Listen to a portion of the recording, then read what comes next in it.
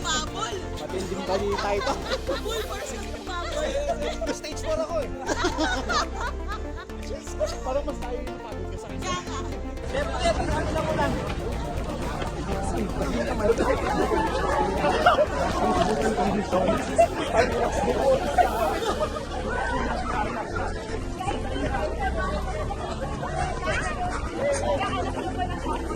Nagkakabulan kami dito sa Malacanang kasi sinusubukan pa doon na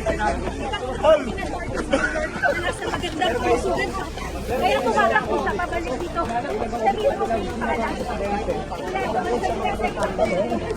Isa lang mga nag-aabang sa fuel excise tax. Doon sa diesel. What was the breaking point?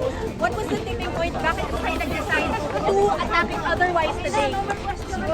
It's because people don't want people to worry. I don't want people to think that really that there's a problem. Because sa dami ng problema natin na hinaharap because of the war in the Middle East,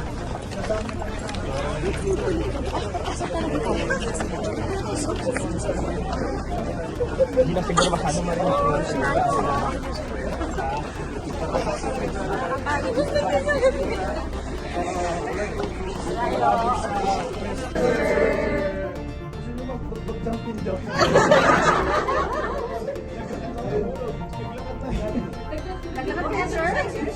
Exercise.